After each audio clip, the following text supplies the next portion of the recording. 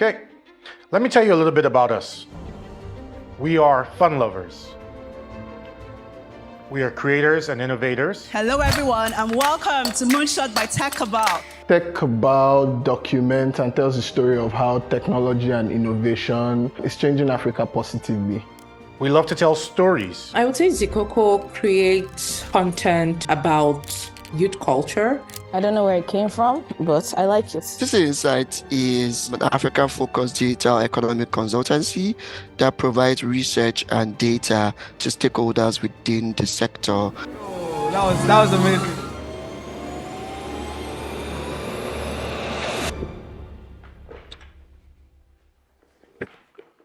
Right. That might have felt like a lot, but don't worry, I'm here to help you make sense of it. But to do that, we have to go back to the beginning to see how Big Cabal Media came to be. So it started in 2013 with a guy named Bankole. Bankole had a ton of curiosity about the growing tech ecosystem, and he started to write about the people and players within that ecosystem. In another way, TechCabal was an SEO experiment. I wanted to see what will be possible if you were able to build an efficient content creation engine in a specific vertical. Bankole partnered with Shay Taylor, and together they ran TechCabal from an apartment on this street, James Robertson, Surulere, Lagos. Things got serious pretty quickly, and together they formed a company called Big Cabal Media. We were basically working out of Shay's house, Shay's apartment.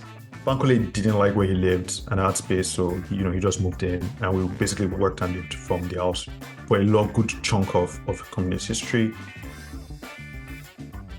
Once TechCabal got going, it didn't take long for Bankole and Shay to realize that Big Cabal could do a lot more than just tech.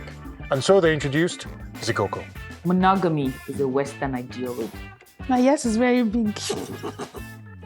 For Zikoko, we sit at the nerve of youth culture. What young people are saying, what they're listening to, how they're feeling, what they're thinking about the most important things in the world. People say Zikoko works harder than the devil. I accept it fully with my chest. At the time, Zikoko's office was in this estate in Yaba. Over time, with TechCabal and Zikoko, Big Cabal Media continued to grow, to punch above its weight. BCM had crazy ambition. It's why you get stuff like Jollof Road. Jollof Road is this storytelling project that had people from the Zikoko team travel across West Africa in a single stretch, collect stories across multiple formats. BCM is a place filled with very talented people. What BCM is trying to do here, you can sum it up into one sentence, and that is we are the culture. When I joined, TC was struggling. And I remember in the earlier months, we had a lot of conversations. And I remember it being even something that was voiced out, like, should this business be shut down? There were days where people couldn't come to work because they didn't have money. There were days where people slept at the office because they didn't have software to go home. It wasn't really encouraging. It wasn't the most encouraging environment to do your best work. So when you work for a business like Big Cabal Media, inevitably there are going to be mistakes and errors. But we've always worked hard to acknowledge those errors and to make sure we don't make the same ones twice or too many times.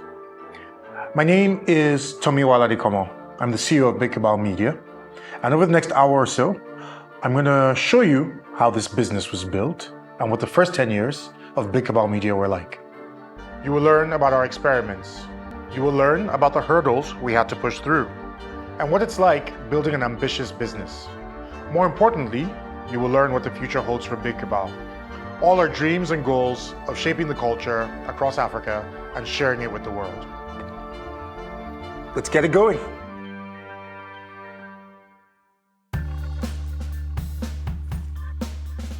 I stumbled into the technology community sometime in 2010. A lot of the people around that were writing at tech or writing about tech at the time were writing about either foreign startup stories or device stories. I reached out to Shay and then decided to form an actual company around it.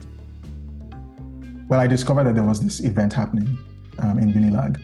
I came into Lagos specifically for that program. I just enjoyed what I was hearing because I think up till then, I'd had a strong affinity for computers, but and technology. I met Bankole at a small event put together by Otomewo. I can't remember where it was. I think at Unilag or Yabatech or something of the sort.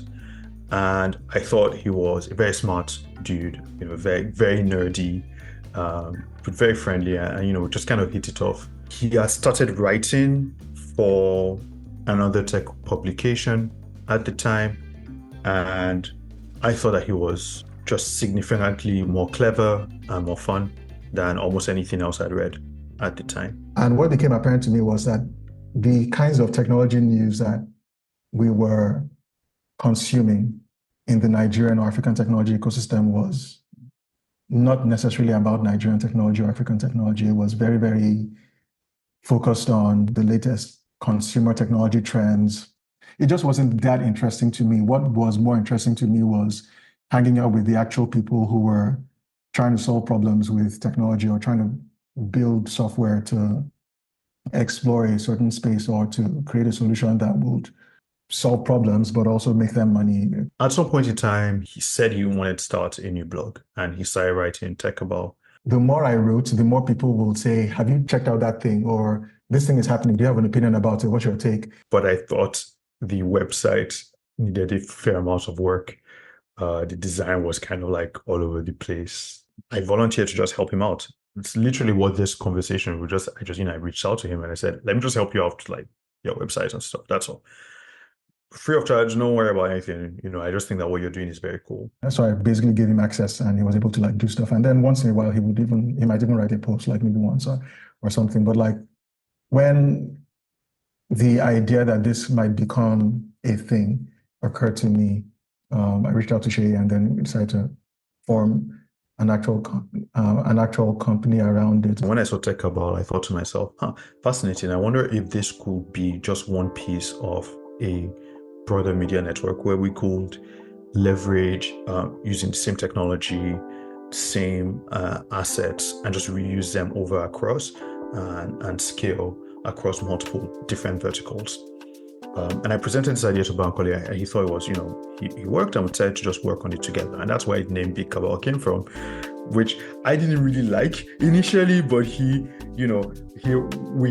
said it as a joke, and then it turned out that, it kind of stuck and it became Big Cabal Media. As the company began to take shape, Bankole and Shay realized that they needed to form a small team. That's when they made TechCabal's first ever hire, Muyiwa Matuluko. So I joined TechCabal, I believe in 2013, September or October 2013. And what led to my joining was I reached out to TechCabal. The short story is that I reached out to Bankole, and he already knew some of my work before then, and I just started writing for TechCabal. It was almost like for lack of a better term, almost like pro bono at the time. Yeah, I remember my first article. My first article was about the iPhone. What iPhone was it then? 6 or 5? Again, the whole cheeky tone and all of that was like 5 ways you can get the iPhone in Nigeria. At that time, there was no official way to get the iPhone in Nigeria. There wasn't much structure in place during the first few months after Muyiwa joined. He basically wrote whatever he wanted, as long as it related to technology. That is when I was like, okay, can we have a conversation about what I'm doing and can we put some structure to it? Like, am I an employee or not? And I remember meeting with Shay and Bankole about that. And then we agreed on something. That conversation with Bankole and Shay brought some structure, where Muyiwa was given a set number of articles to write each day.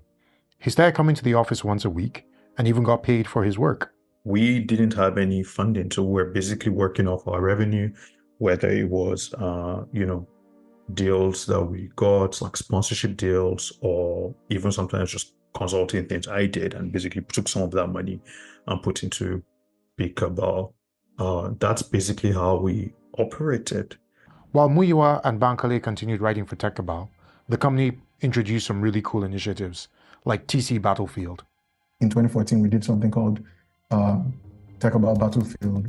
Basically, your typical startup competition, you have a bunch of people apply, you go through a process to select which ones you feel like make the cut in terms of moving to the next round where they can actually be judged. And then you assemble a faculty of judges, and those judges, decide who won. After TechCabal Battlefield, the company's vision became clearer to Sheyi and Bankole. They realized they needed to hire more people, not just Muyiwa, to write content and handle administrative and structural processes for the company. So they brought in Iriaderi Nokun to manage TechCabal's website. They also brought in Odunayo Eweniyi, who you might know today as the co-founder of PiggyVest and First Check Africa, to write for TechCabal.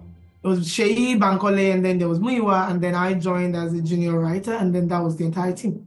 After a year and a few months, Muyiwa decided to take a much-needed break to decompress and stepped away from TechCabal. Eventually went on to co-found TechPoint, if memory serves.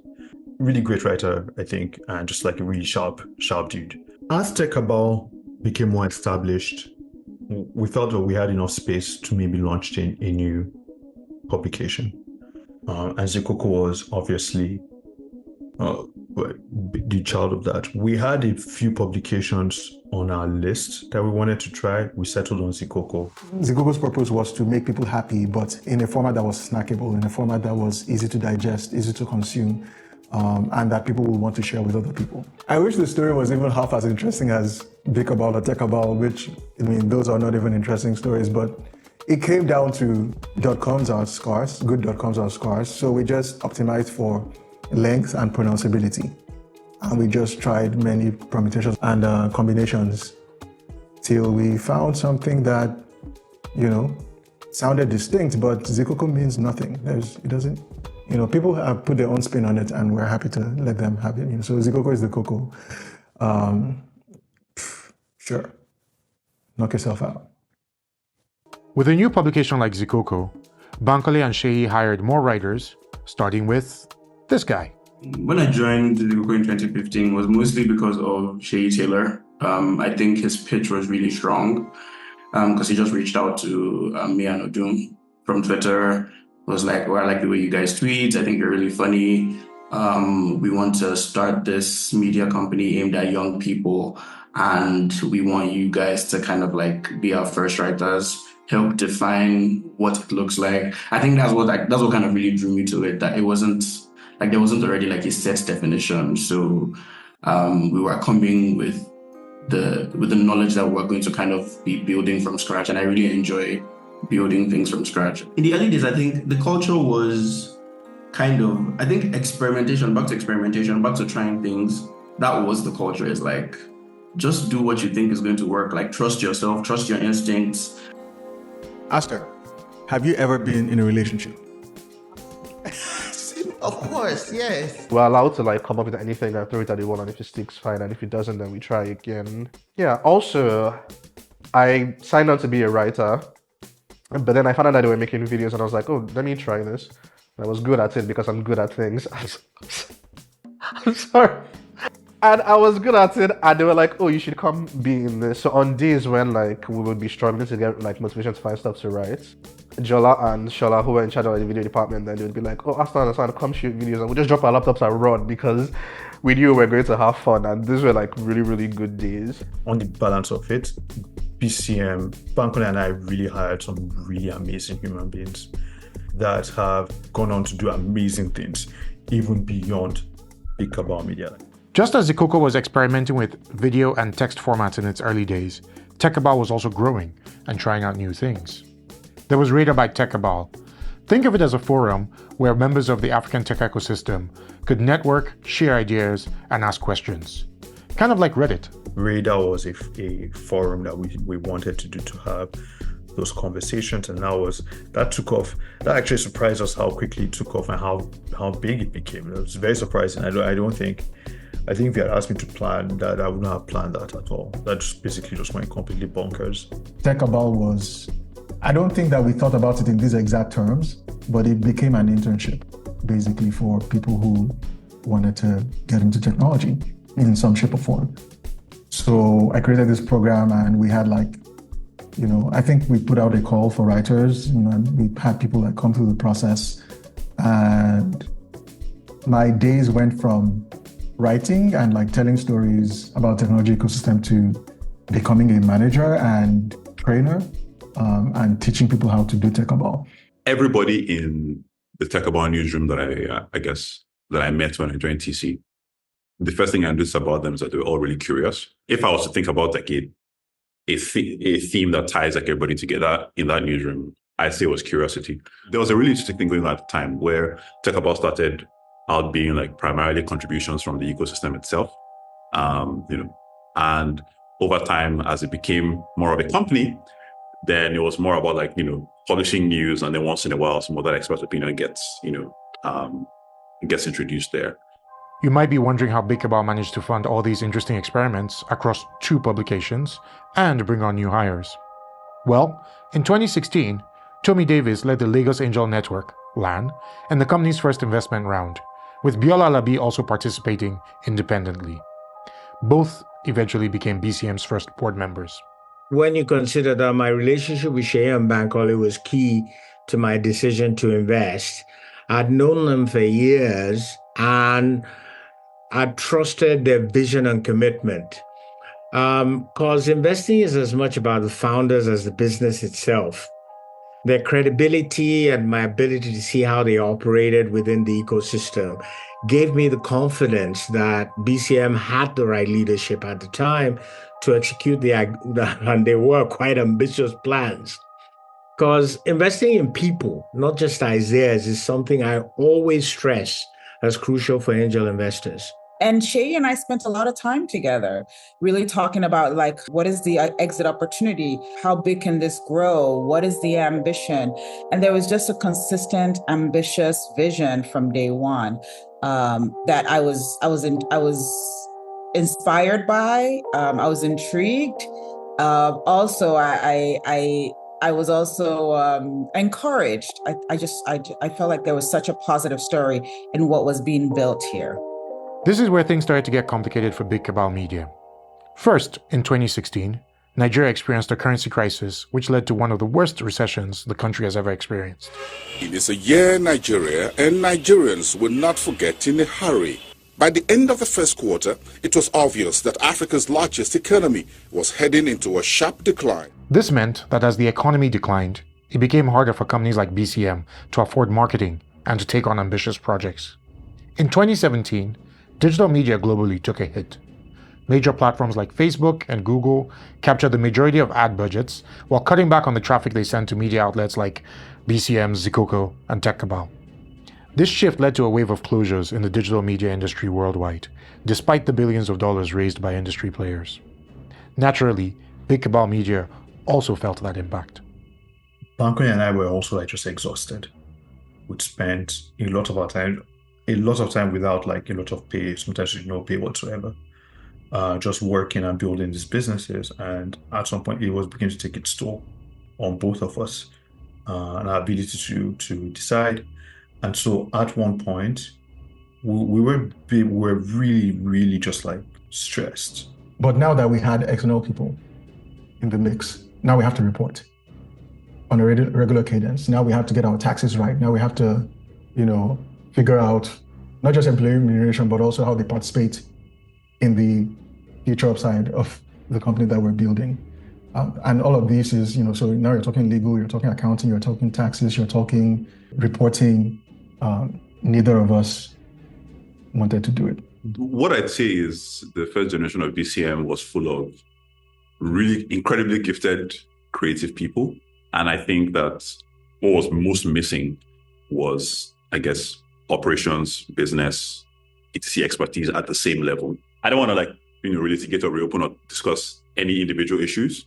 But if you think about all the things that I saw, if you want to trace them, it comes back to the same questions of, who's working on this? All these factors, both those within their control and those beyond, began to significantly impact the business. One of my favorite quotes, it was that, it goes something like, it started slowly, then suddenly all at once. So there were signs. It started with the small things. We stopped seeing grocery in the kitchen, maybe where we serve beverages, coffee, just longer times for them to refill. But we just chalked it up to, okay, maybe it's a management thing.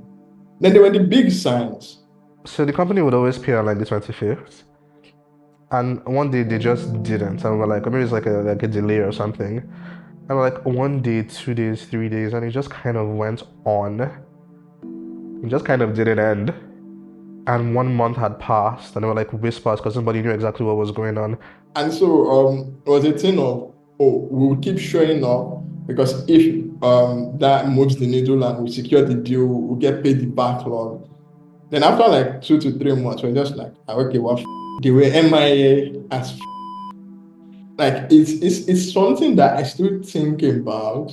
Banks was the first to disappear. Then she started avoiding us, and things got like really heated up where people would send email and say, Shay, give us a timeline for something. In my head, I was just like, why this? Because it was just very strange. We're just very weird.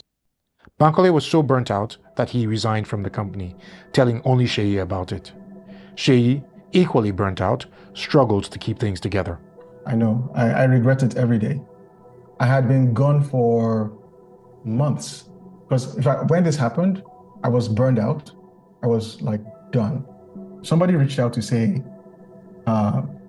we've not seen you for a while, and we've not, payments have been delayed, and we're not hearing anything, so I'm like, well, that's news to me. So I ping Sheyi, like, what's going on?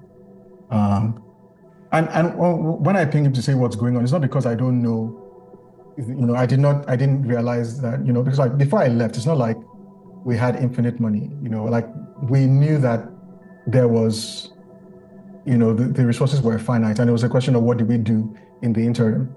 But because we couldn't agree on the approach, that was why I, checked out.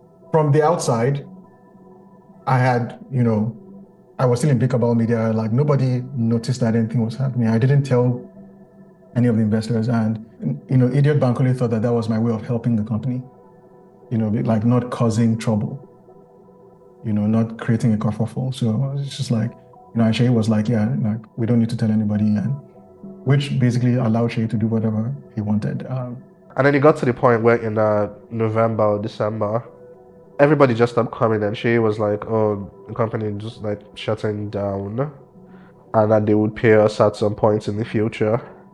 And then we all just kind of like went our separate ways. I tried to apologize to people. I don't think I've apologized enough. I should probably go and look these guys up again and just like try and apologize. With all of Big Cabal's employees gone, the company came to a temporary shutdown. Sheyi and the board members made one last attempt to save the company. At that point in time, I was just like, okay, maybe we can go raise some more capital. And they were interested in giving us some capital, and there were also some acquisition offers. But in the end, what we decided to do was to go get Tomiwa to join. And so we kind of like talked about it in passing a few times, but eventually it became something that we decided to take very, very seriously. And we negotiated a deal where he would take some equity and take on the title of CEO, and I would basically step down as CEO and actually stop working. And I thought for me it was really important to get some time to recover, but it was also important for Tomiwa to be the boss. And it was going to be difficult for him to be the boss if the old CEO was hanging around.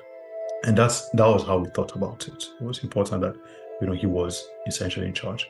Negotiations to bring in new leadership for the company had started, but till those discussions were finalized, Big Cabal had to go into hibernation for a short period. Things went dark for a bit at BCM, but the company experienced a rebirth under slightly different management. As I trusted like the brain trust at Big Cabal. I thought these guys already know how to do cool content. All I have to do is come and figure out the business side of things.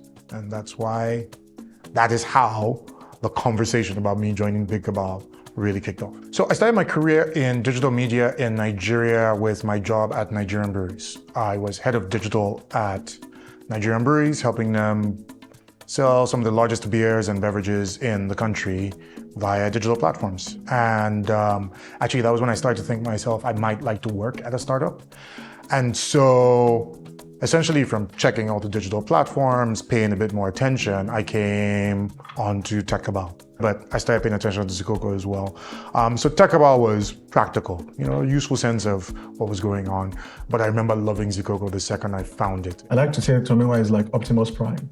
He's like the big booming voice of reason. I am Optimus Prime, leader of the Autobots. His job was adult supervision. His job was to take this thing that had gotten momentum, but at some point derailed and gotten off the tracks and get it back on the tracks. Big Cabal needed someone to manage its business operations. So my mandate was to get the company up and running again. There was a lot to figure out regarding content, employees, and making money as a business. I tell people privately that Tomiwa is my favorite hire. Because he let me stop working for a bit.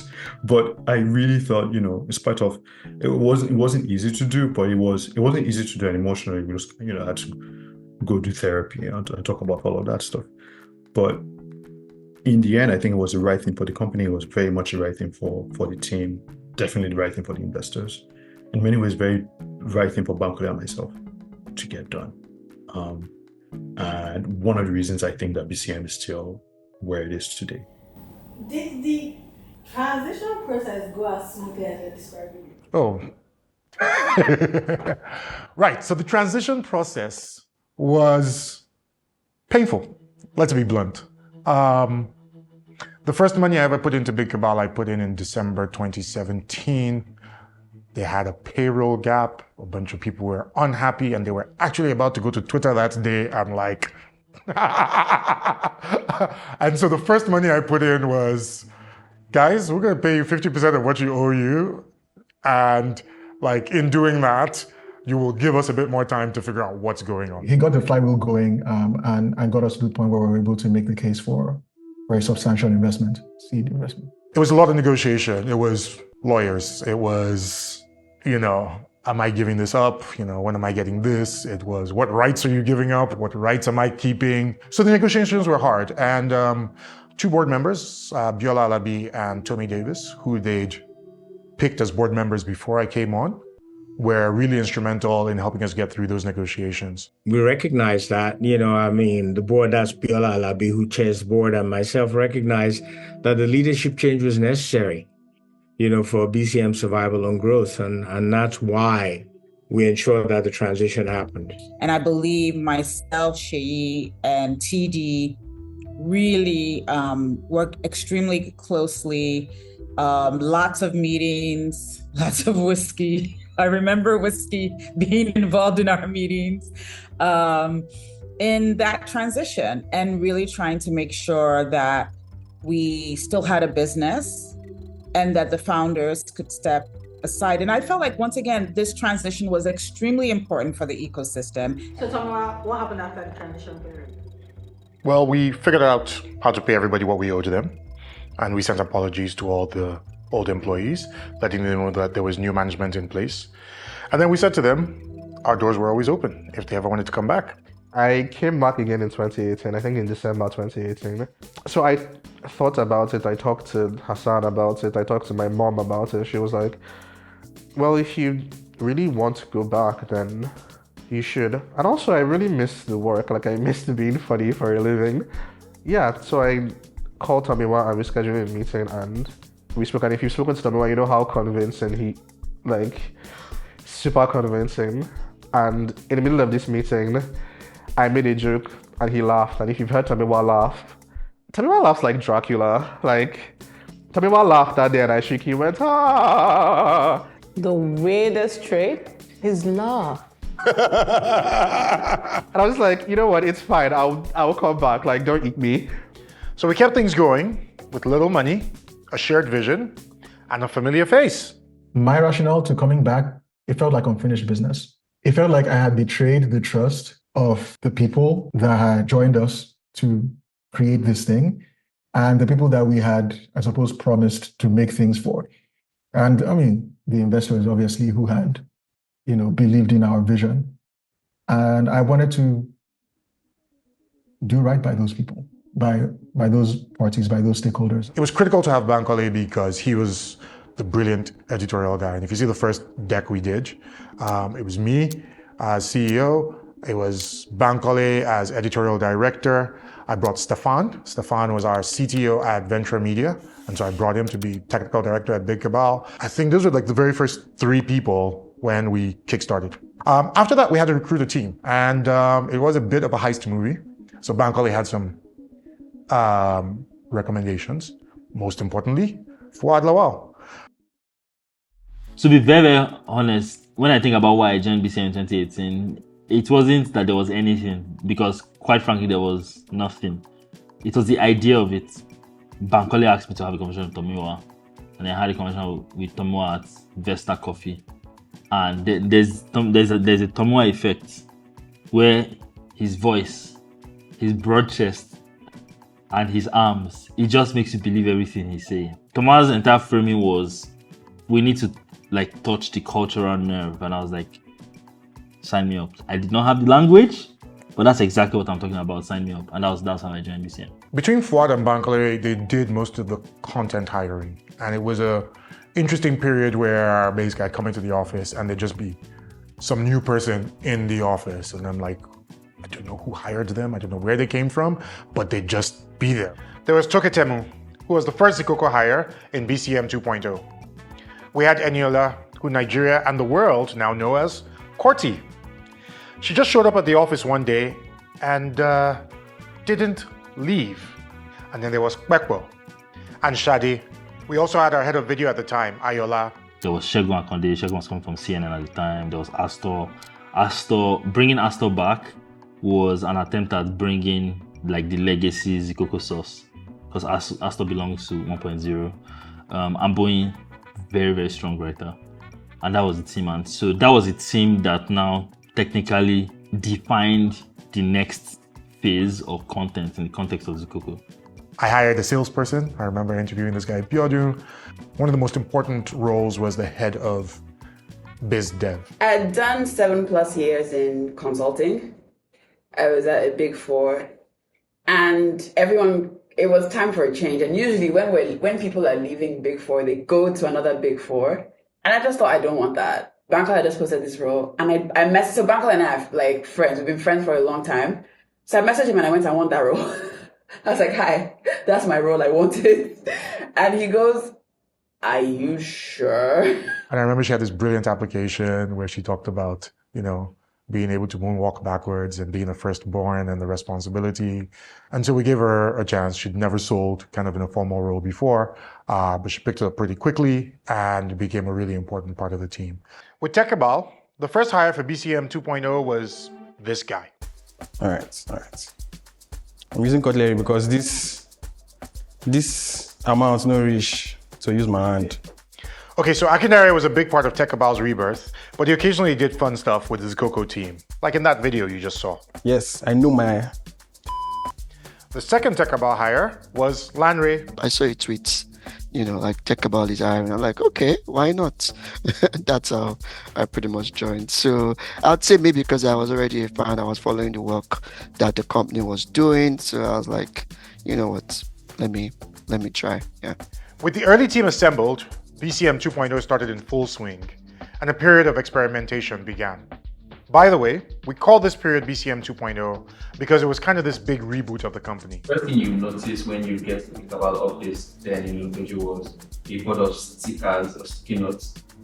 And what were on those sticky notes were experiments that were waiting to be taken on, right? And so that was one of the things with Big Cabal then, was you were sure that somebody was up to the input no good in terms of like wanting to just do something or push the boundary. And that was one of the things that you kind of like find out when you first try. Your money, don't break it. Astor and Hassan, which would eventually happen in 2021, was an idea back in 2018. Like they had like a wall where they had like sticky notes with like ideas. And that was always there, just my name and Hassan's name side by side. Like there was no idea for it. It was like, this is the thing we want to do. The bulk of 2018 was experimenting with money, experimenting with editorial, trying to figure. And I mean, I remember it was 2019, we started to get into our stride on an editorial basis.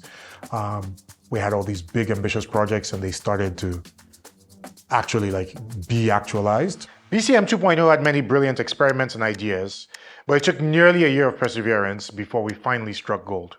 So I think our first win, if my memory is right, our first win in 2019 was Naira Life. Fuad was leading the Zikoko team by that time. He was editor-in-chief, and I would just kind of bang him on the head about the fact that the stuff we were doing was cool, but it wasn't quite connecting. And I remember I sending him this long missive, which I can find for you, about not hitting the spot that I wanted, and he was like, fine. And he went away over this weekend and wrote the first Naira Life. Naira Life is pretty much speaking to Nigerians anonymously about like their deepest financial desires, their history, their fears, their strengths, and all of those things. It was giving people a window into a world that none of us barely had access to.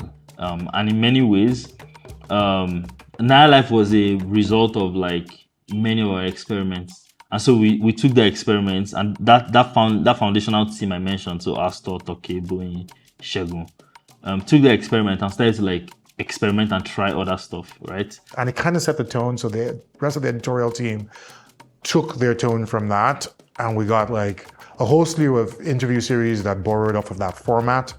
And then when Okwe joined, what it now did for us was stability. When we find something that works, we just organize it to a system, whether it is even in how we hire, whether it is how we produce content, whether it is in like how we even sell to clients. Once we just found something that worked, we just like systemize. We experimented with new formats. So we had something called My Life in Tech. Kay brought the idea to me and I was like, that sounds interesting. And we turned that into a weekly. It was mostly like talking through things among ourselves and bringing ideas to the fore and just experimenting. I remember there was a time we did a story on Ope. It must have taken us at least 6-7 weeks to get it from draft to finish line. And it was mostly just taking a hard look at their finances and some of the claims they were making. And, you know, it's one of the stories I'm most proud of that we did when I was there. I had a great team of like really talented people. Abubakar was my main joker. It was this young lad who was very good. And then we were able to bring in Alex and Muyiwa to join the team in October. They remain like the only two people I've ever hired full-time for anything in my life. It was a culture of, if something was not working right, your managers, at that time, Okwe was my direct manager, Okwe Adedeji, she was my direct manager, one Fuad was like the editor-in-chief. So Okwe would try to set you up for success. Okay, what are you struggling with? My mind, I'm like, what do you mean? Like, you want to help me succeed? Wow, I'm not used to this. It's a great place to be. It's a place where you have an idea and you can actually bring that idea to life. No one is shooting down your ideas and say, that's a stupid idea. Like, you're given the resources to actually, bring those ideas to life. The next big project was Tech Women Lagos. Tech Women Lagos was... When you think about it, diversity is really how we'll win. It's not just about being a woman, it's what is behind it. It was an opportunity to really address what we thought was an important gap in the industry. So you would see all these conferences, they'd have these panels, all-man panels, and when you ask them, why aren't there any women on this thing? They'd say, there are not that many women in tech, we don't know them. And so Bankole kind of conceived this idea of this big showcase of women in tech. The second big project that year was Fuaj. 35,000 people, 11 hectares, 2 kings, 1 lake. This is Gambia.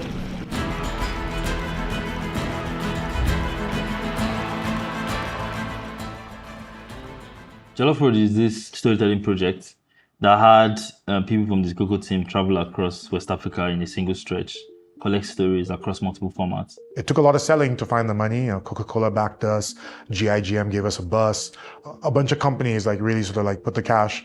And then the team did this beautiful website, which is still live, jollofroad.com. And like we did daily diaries while they were on the road. And they must have shot 40 videos while they were on the road, just capturing different adventures around West Africa.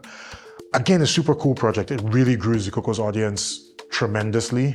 It made us resonate for a lot of people who had never paid any attention to us. And it gave the team a lot of creative confidence because it was just such a cool and exciting project that we had pulled off. Let me tell you something here. Liberia has the most beautiful women. You know, I saw some really beautiful, beautiful women in Liberia. There was this babe in Liberia. She wanted to follow us back. She was going to follow us back. You know, she was like, okay, where are you going? Let's go together. I was like, no, you can't, guy, come on. You know, it's just Liberia. We've never even like covered the entire thing yet. But yeah, Liberia was fun. So you were willing to run away with a woman? I wasn't going to run away, no. What? Oh, right. Something else we kickstarted in 2019 was TechCabal Insights, which you might have heard called TC Insights. TC Insights is an African-focused digital economic consultancy that provides research and data to stakeholders within the sector, from investors to founders to big tech companies to development agencies. Akindare and Bankole were already talking about it. They were already putting it together at the time, but they hadn't really gone so far or deep into it. And then when I joined, we started to advance it. I would have to just shout out Larry for pretty much being my co-founder on that project. We wound up building it together from the first town hall event that we did, like the future of fintech, and then the next one. So we're like, oh, this is cool, like this format. We can actually go from delivering like a cool keynote to assembling a seminal compendium of both primary and secondary information and research that we can then articulate into a report.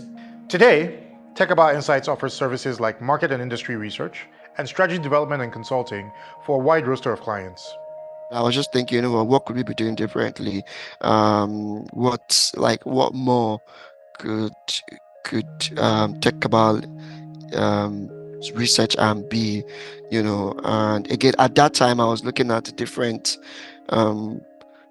examples and references that existed, and the fact that there was that gap, because we were getting those requests, and there was just not enough data around Africa at that point in time. So it was, those were the things that really motivated us to start it. All these creative ideas and fun experiments were happening, right? But the business was barely making any money. It was really hard convincing investors that Big Cabal deserved a second chance and a cash injection. We needed that money immediately. Like, we were basically living hand to mouth. We were basically taking in checks of 10K here and 10K there. I had to convince somebody to sort of set the terms, because you can't set your own terms.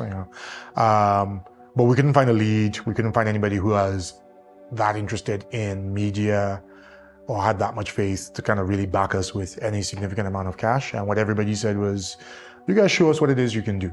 And so we had a couple of years of essentially this combination, a weird combination of bootstrapping, but raising capital on an ongoing basis. We didn't think things could get worse. Then 2020 happened.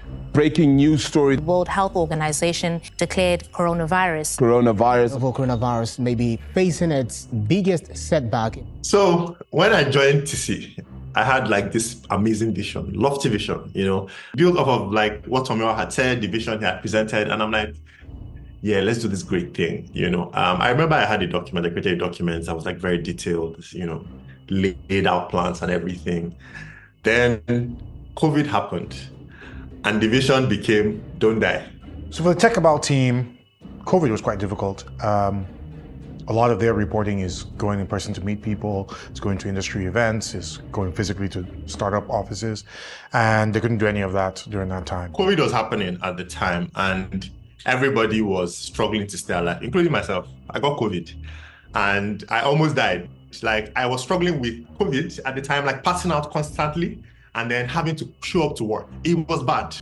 There were times where we had to slash salaries, like at the start when nobody knew how long this thing would be or what was going on, and when people were cutting budgets and going, oh, we're going to suspend this thing that we agreed with you. Now, everybody was talking about and thinking about coronavirus. That was what was on everybody's mind. Then we were here talking about African valuations, what is happening in the Francophone Africa ecosystem. Nobody gives a shit. People were genuinely interested in seeing what we had to say about the coronavirus that's happening. So I think it was Coronavirus Weekly. That's what we called it at the time, because literally coronavirus was happening weekly. So but yes, I think that move repositioning, refocusing conversation around the theme, the global theme, was very important in keeping us alive at the moment. It's a bit ironic, but while TechCabal struggled during the pandemic, Zikoko was doing really great editorially. We had all these super cool ideas. We had this live dating thing that we used to do on Instagram Live, so Zikoko live dating, and that was like amazing. Where are you? Nice one, done. Our audiences were just through the roof through that time because we're helping people connect. In the middle of that, we started this conversation with Platform Capital, and somewhere along the line, they agreed to put in 200 grand. And we said to ourselves, is this real? Like, someone's giving us money in the middle of all of this madness. And that kept us in business. Like, without that, we would have died in 2020. By mid-2021, many key figures who were pivotal in shaping BCM 2.0, like Fuad, Bankole, and Chidi, had all left. It felt like the company was being ushered into a new and different era that we started calling BCM 3.0.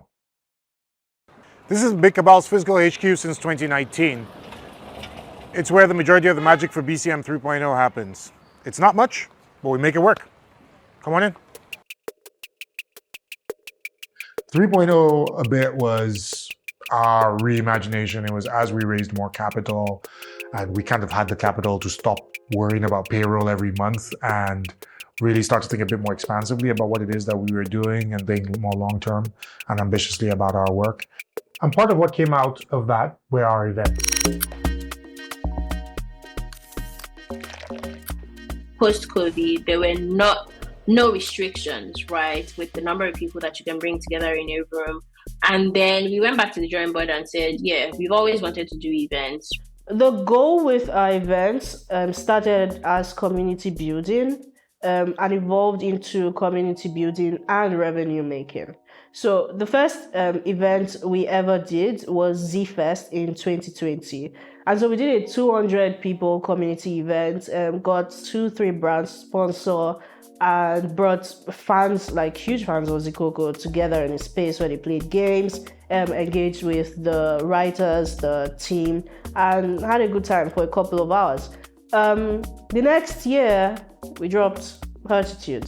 It's a women-only event. It gathers, over 15 women every year to just party, like literally just party. I create a safe space for them to do that without men, without thinking about, am I in danger? Hertitude is very dear to my heart because the very first edition of Hertitude, I think I got my first today. It was just so spontaneous, and I've gotten maybe 8 or 9 from there, and it was very, very culturally defining for me. So experiencing the event, experiencing Hertitude was a very great thing because I attended it with one of my friends, and we always, make reference to it even till now.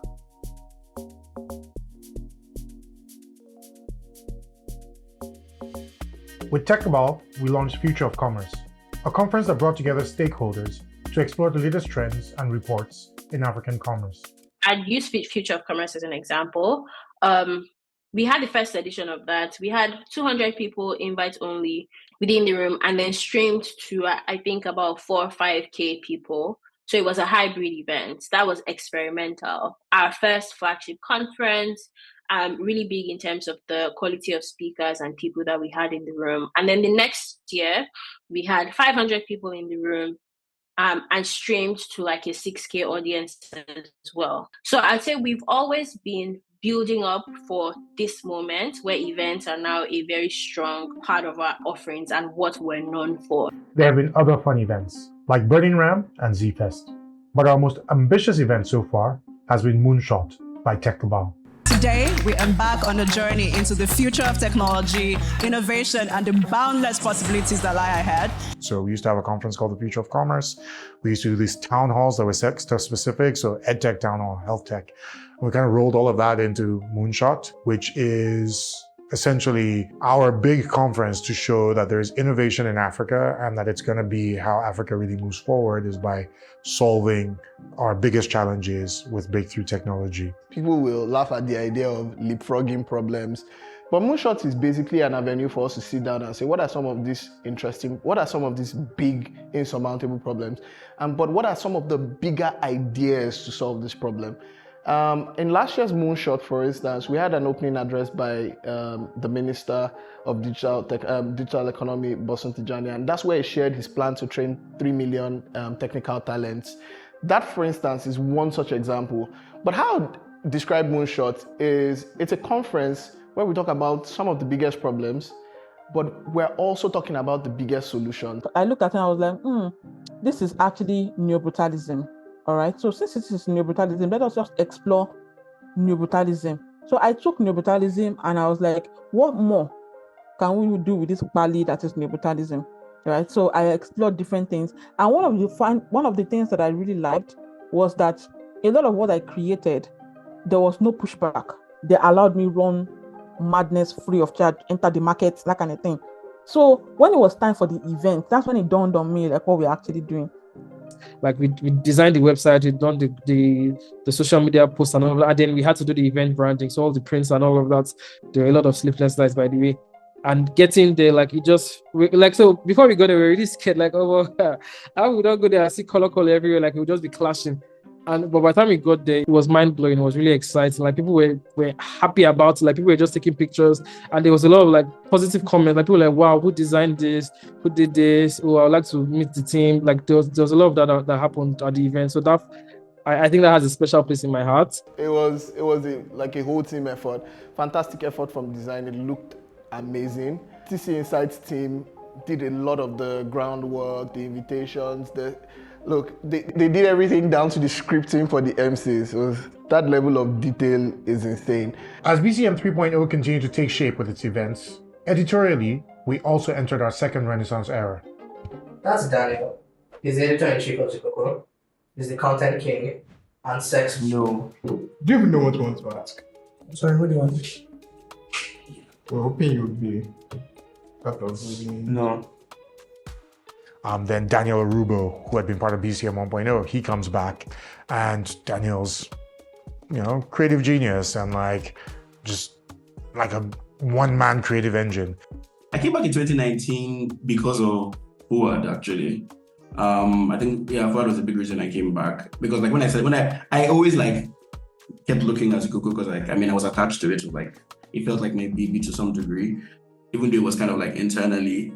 I kind of rejoined to prove something to myself. So it was I had done this once, and Zikoko had kind of, to a degree, fallen off, and was kind of picking itself back up. I was like, can I do it again with a different voice, not listicles? Am I actually good enough at this thing to find a new direction for Zikoko that also sticks? That was so forward, and that's what the main reason I said, okay, fine, I'll come back. Naira Life was the first thing that really re-sparked my love for Zikoko, because I'm yes, this is what I was telling you should do. Let's write more long form things, let's interview people.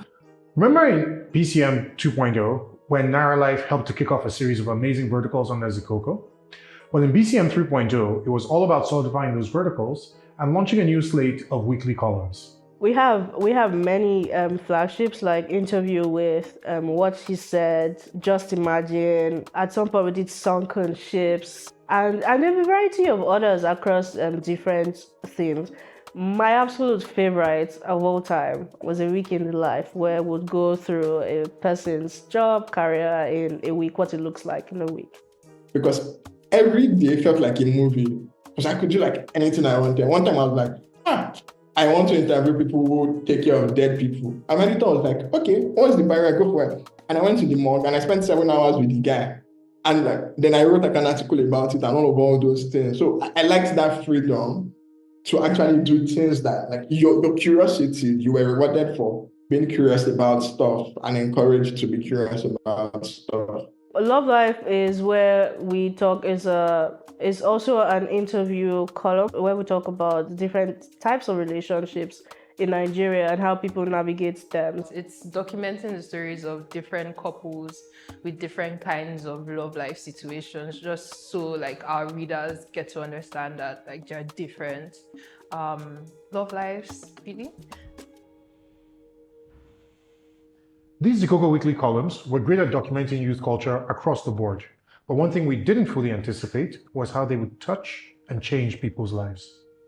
Writing in a place where people not only relate with these subjects, they want to help them. Case in point, I remember like a few stories. I wrote about one housewife who was unpaid and she didn't like, she was unemployed, but she was like a full-time housewife. She didn't have money of her own. She was dependent on her husband. And it was just overwhelming for all that childcare and housework and not being appreciated. And the next week, someone was like, oh, she does a lot of washing with her hands. I want to donate a washing machine to her. And when I started out writing, I did not expect, I could never have expected that, oh, it would have like those types of second-order effects. What kind of stories would you say matter to take about, like right now? What are the things that you guys are prioritizing? I would say every story that matters across the different bits that are of interest to us. So part of the things that we've realized as a publication is the need for us to shift our focus primarily from just covering startups and venture capital. So these days we now cover cloud computing, we cover banks, we cover big tech, we cover telecoms. Because all of these industries are very interconnected to tech, and because we are very bullish on tech, or very bullish on innovation, and all of these different industries, we have semblance of innovation, semblance of tech happening there. When I came here, one of the things I feel like we could generally quickly win at was the news as a whole, right? Before you analyze something, there has to be some news that underpins it. So first we set out to win at the news.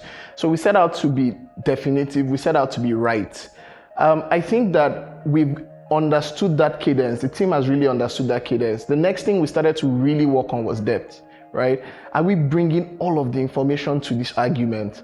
And what we're then working on at this point in time is domain expertise. All our reporters have beats, and we're working towards, by the end of the year, giving them, ensuring that they have relative expertise in those beats. So that's kind of where we are right now, is that we've proven we can win at the news, right? We want to prove that we can win at really sharp analysis. We have some really smart thinkers in the team. And so that's the point, is that we want to use all this thinking, give them some areas of expertise, and ensure that every other week you can look at TechCabal and be like, that's why this business works like this. I had a dream that I was on stage and I was rapping. For every video we produce, it costs around 2 million to 2.5 million. I feel like I'm doing Aspire to me, boy. Earlier in the year, we launched a vertical called The Algorithm, where we are covering the creator economy.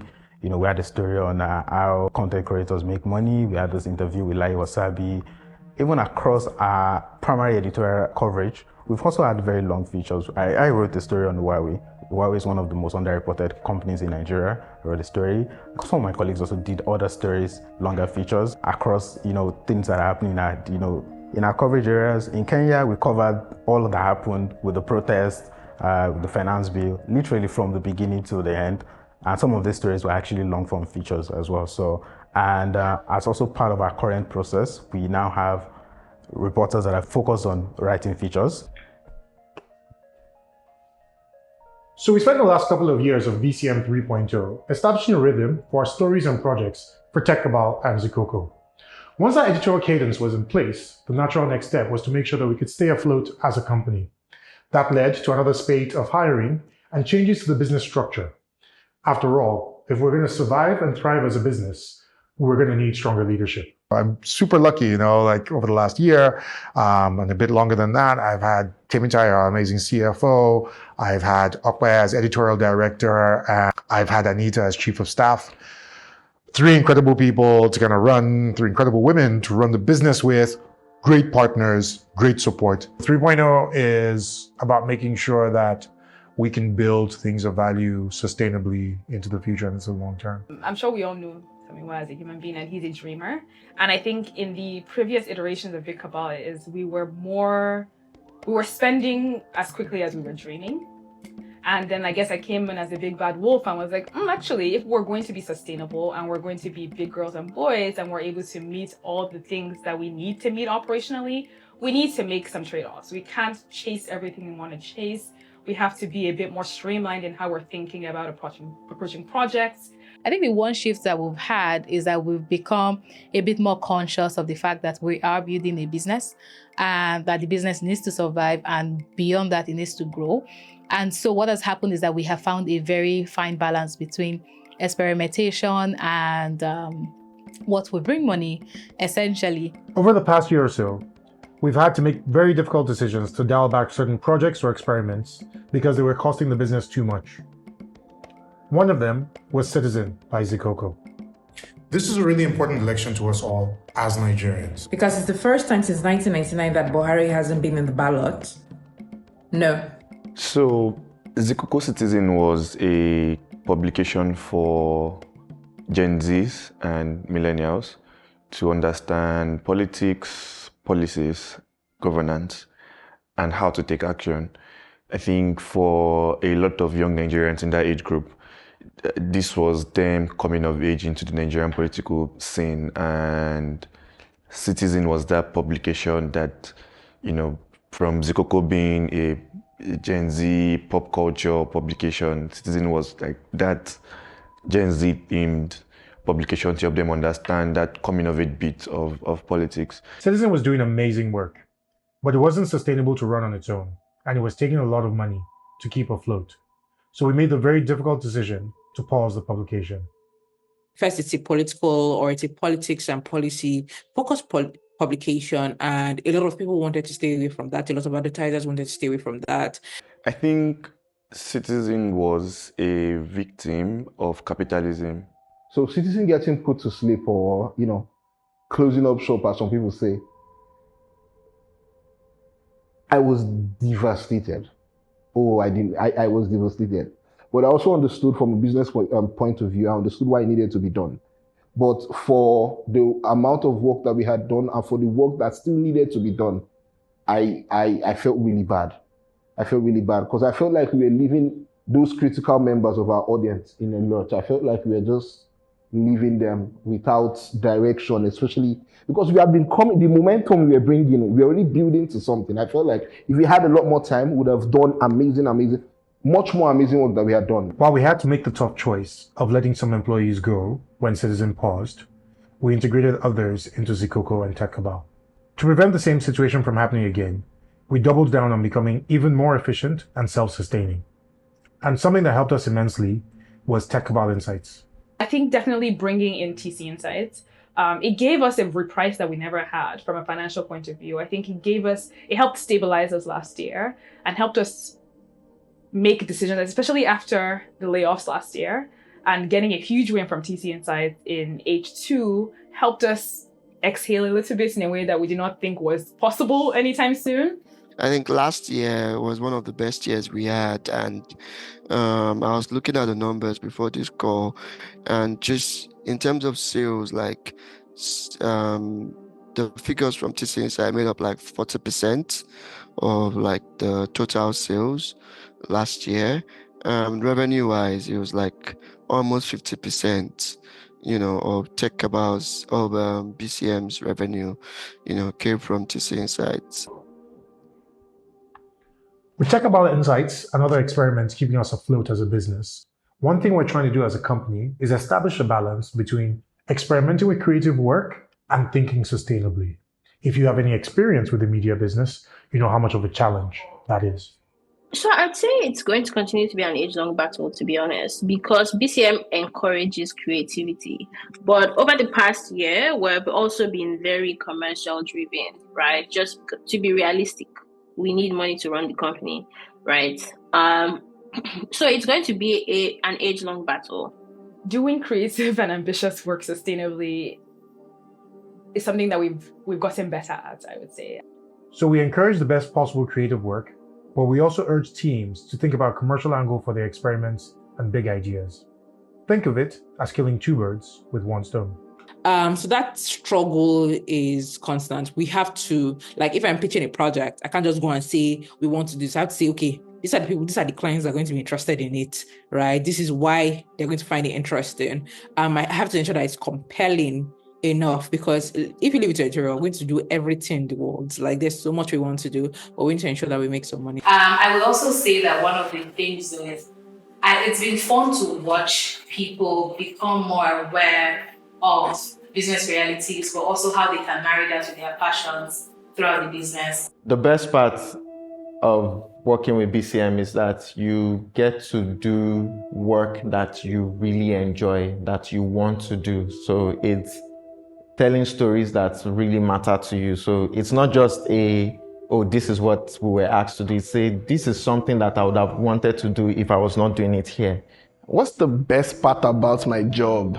It's that learning never ends. Working with just smart, crazy, restless, ambitious people. Like, I'm so happy to go to work every day because of that. I'm so happy to, it's always a learning experience for me, that I know that I'm going to learn from my team today.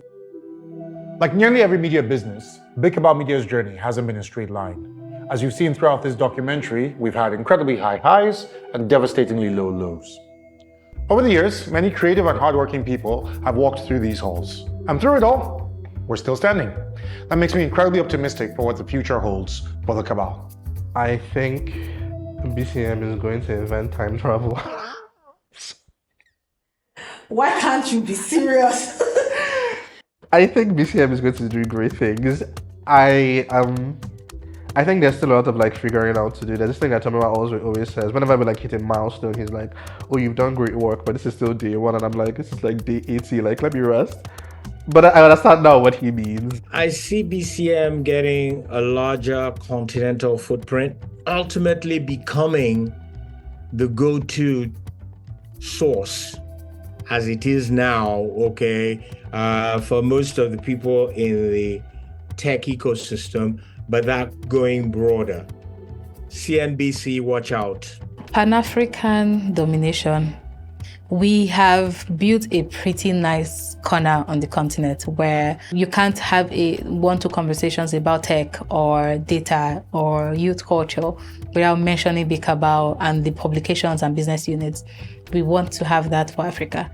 Because at the end of the day, BCM creates, curates, and monetizes culture by Africans for the world, really. In next 5 years, design-wise, design at BCM, I believe that we're going to keep pushing the boundaries, keep pushing the limits of design solutions, keep bringing more innovative ideas to design challenges, both in brand and in products. I'm telling you that I don't think that there is maybe Paystack would rival Big Cabal's alumni class now, but I don't think that there is a finer class of alumni than the people that pass through Big Cabal, the people. I said what I said, listeners, you can't hear Jola's mind, right? If you follow Justin on Twitter, you can hear you can read his mind as well. Or Saruman, Daniel. It's just David Adeleke when he wrote for TechCabal, I think twice over. Even till today, you can just see. So I think it's the people. I think it's always been the people. There's no comparison to just getting every day to bounce your ideas off of intelligent, smart, and funny people. Because of the type of work Big Cabal does, its relationship with its own people, as people that work inside Big Cabal, is going to evolve a lot. I predict that there's going to be a model of BCM in the future where people are creator employees, where the contracts will start to look more like record label contracts and less like employee contracts. It's an almost inevitable version of the future when I think about it. What I can say is that it would be a BCM in next 10 years will be, I don't want to say at the peak of its creativity because BCM is always evolving, but we're going to be 10x whatever creativity you think we are right now. If you think we're excellent right now, it's going to be 10x that. Our ambition will be on steroids. I can't wait for all of that. I felt like these guys were the most creative people, period. And if you check, the record speaks for itself. I still think these guys are the most creative people. What do I think? I think we're going to grow in ways people can't even imagine.